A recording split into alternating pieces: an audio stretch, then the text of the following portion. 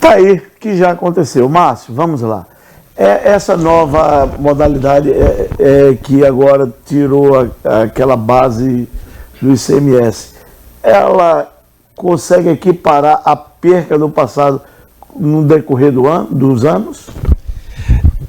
Agora a alíquota ela era cobrada por percentual, né? Então isso era problemático porque aumentava o preço, aumentava a arrecadação e aumentava a alíquota. Agora não, agora a alíquota é de valor fixo com base numa média de preços de períodos anteriores. Então é uma forma mais justa de cobrança, porque não vai levar em conta expectativas atuais e futuras, mas sim o preço passado, né?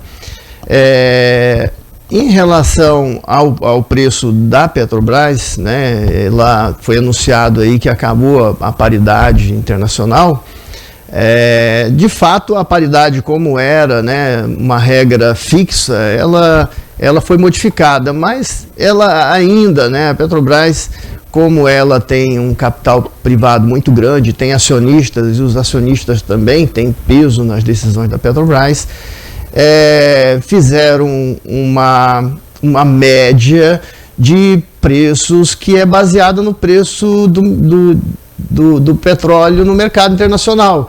Então você saiu da paridade estrita, mas está com um regime ainda não bem compreendido, né, por todos, nem pelo mercado, que leva em conta os preços internacionais e os preços de mercado. Então, esse acabar com a paridade foi mais uma notícia política e, de fato, a Petrobras vai respeitar os preços de mercado. Essa é a tendência, né? Então, não tem aquela quebra da paridade de uma forma, né, que o Brasil seja autossuficiente. O Brasil não é autossuficiente.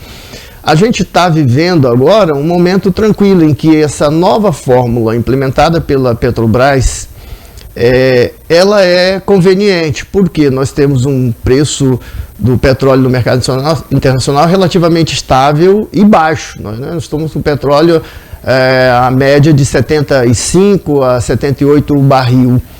E nós temos também um câmbio favorável, né, o câmbio hoje por volta de R$5. Isso mantém os níveis atuais de preços, mas se houver alguma questão, né, que eleve o preço no mercado internacional ou que eleve o câmbio do Brasil, esse governo vai enfrentar os mesmos problemas que o governo anterior, porque se não mantém essa paridade disfarçada que aí está, você tem uma fuga dos capitais privados e do investimento, e a Petrobras quebra, porque o Brasil não tem capacidade de investimento, né? Não tem.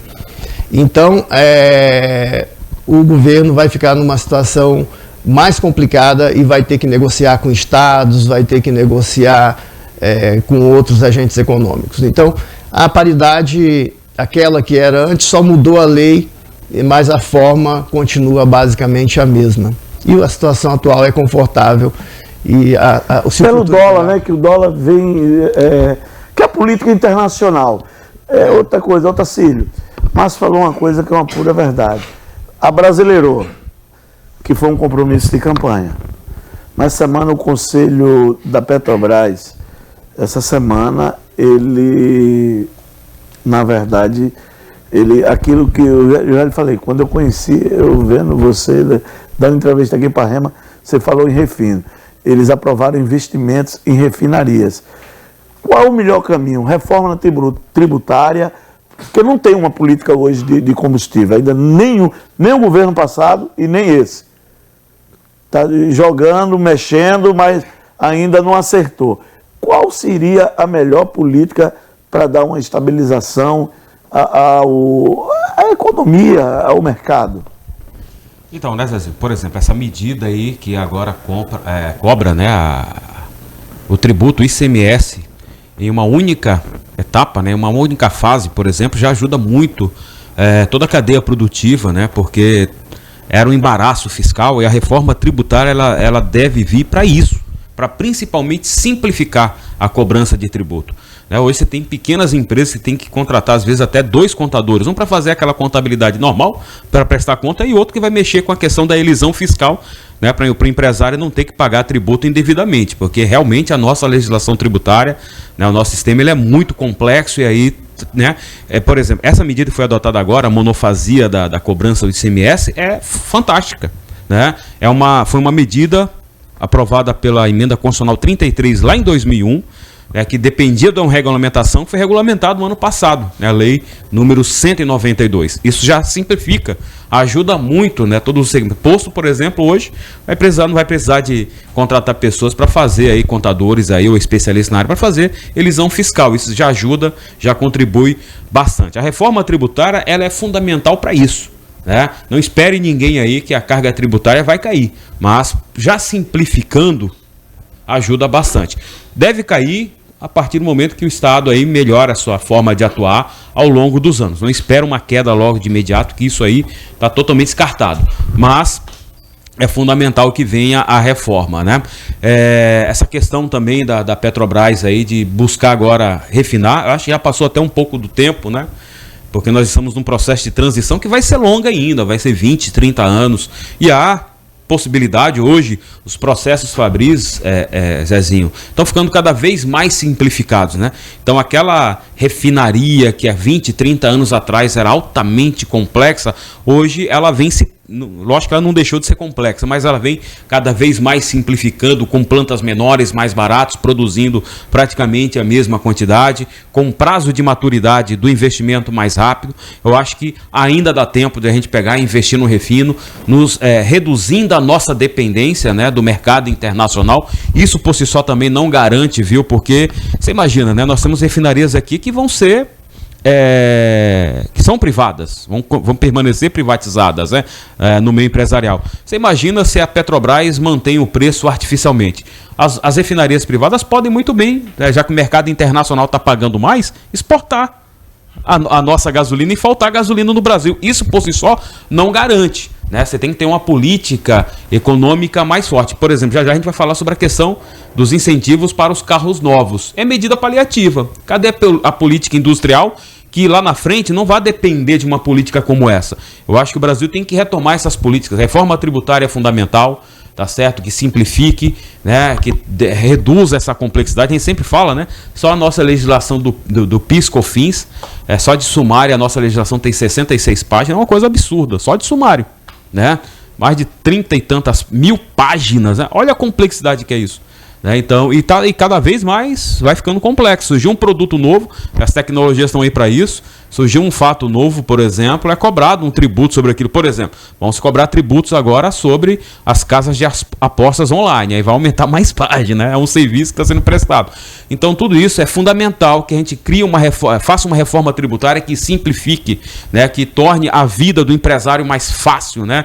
De gerir sua empresa, né? Porque tem muito empresário que vão à falência por não, né? Por questão, às vezes não porque paga tributo indevidamente, porque não tem lá como contratar pessoa para reduzir custo, né? Não contrata pessoas especializadas para fazer esse processo, né? Então é fundamental fazer uma reforma que torne a vida, né? Desburocratize, digitalize cada vez mais as formas de transação, de prestação de informações no Brasil, tá certo? E torne a vida do empresariado um pouquinho mais leve aí para ele, né? E o Brasil mais competitivo, é isso que a gente quer, que é isso que a gente quer. Mas em relação à Petrobras, a refinaria, né? Aumento de refinarias é fundamental, mas com certeza não vai trazer o Brasil, não vai fazer com que realmente o Brasil abrasileirar aí totalmente o preço da gasolina, não, porque o cenário internacional, o mercado internacional, ele acaba sendo referência para nós, né? Nós temos muitas empresas privadas aqui que, se a Petrobras manter os preços muito baixos, elas vão exportar e vai faltar gasolina no Brasil, tá? Mas assim, é fundamental sim que a gente tenha todo uma coisa não anula a outra. Não, porque essa pauta de combustível, eu me aprofundo muito dela, porque eu gosto dela. Porque ela mexe em toda a cadeia econômica. Com certeza. Vamos lá. Eu lhe pergunto, baixou o combustível, aí o nego faz festa, mas houve alguma política de governo para ter nada? Porque... Nada, não, o Márcio falou bem. Assim Márcio como, por foi exemplo, muito feliz. Exato. Assim como, por exemplo, eu mesmo falei, olha, quando aumentou o preço da gasolina, do óleo diesel, do gás de cozinha em março do ano passado. Eu vim aqui e falei, não é culpa do Bolsonaro. E muita gente tinha, né? Assim como essa queda agora também não foi nenhum mérito do atual governo. A gente sempre deixa destacado. Isso tudo faz parte de uma conjuntura interna, internacional, tá certo? Assim como também, olha, ainda não, apesar de ter mudado a política de precificação dos derivados de petróleo aqui no Brasil, tá certo? Essa redução que teve aí não tem nada a ver com a política, tá? Com essa mudança na política. Isso aí decorreu de movimentos, como o Márcio falou, do próprio mercado internacional do barril do petróleo e seus derivados. Tem um amigo meu que está até aqui no estúdio, ele pergunta qual é a melhor política, a anterior ou essa?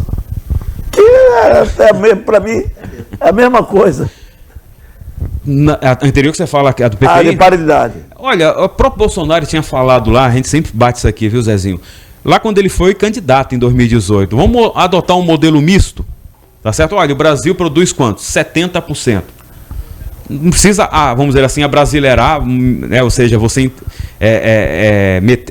adotar a caneta em 70% no preço da gasolina. Mas ali uns 40%, 50%. O resto deixa flutuar aos preços. Você não pode perder o mercado internacional como referência, não tem como. Senão você daqui a pouco você não tem um S10 para comprar, porque você perde. Bora, Francisco Holanda. Francisco, e aí? Você acha que esse governo deve fazer uma política de combustível? Ou você acha que é mais um palanque aí a brasileirar? Como é que você vê? Da mesma maneira que você gosta desse tema, eu também tenho buscado, assim, a entender um pouco e perder alguns momentos aí estudando essa matéria. Veja só, quando eu disse aqui em alguns programas atrás que o Lula fez a maior corrupção de compra de voto da história, não pagando dinheiro, mas prometendo, você que votou no Lula, faz o L agora esperando a gasolina de R$4. Eu vou mostrar aqui e você pode confirmar. Em 2013, 2012, 2013, 2014, quando a Dilma era presidente e o petróleo chegou em torno de 110, 115 dólares o barril e ela manteve o preço, sabíamos que na frente ia estourar. E estourou. Petrobras praticamente faliu. Se em 2017 o Temer toma aquela posição da paridade, hoje nós estaríamos igual a Argentina, faltando combustível. Tá? Porque foi os maiores prejuízos que a Petrobras teve, foi nesse período em que a Dilma segurou. Pois bem, em 2022, o nosso petróleo chegou até a 125 dólares, se não me engano, o barril. Em 2022, quando o governo Bolsonaro teve que aumentar. Tá? Agora, em janeiro, quando o Lula assumiu, o barril estava 85 dólares. E o dólar estava em torno de 5,50. Tá? De janeiro para cá, caiu em torno de 15%. Hoje o barril está em torno de 73 a 78, está variando aí. E hoje o dólar está cotado aqui a 4,90, 4,95. Ou seja, tanto caiu, a moeda real valorizou, quanto baixou o barril. Então, isso não é nenhuma política de governo, estou mostrando para você aqui, para você, que às vezes as pessoas pensam, o Lula agora... Não, é conversa, é mais da mentira. É igual o seguinte, o Bolsonaro passou as casas popular, tá?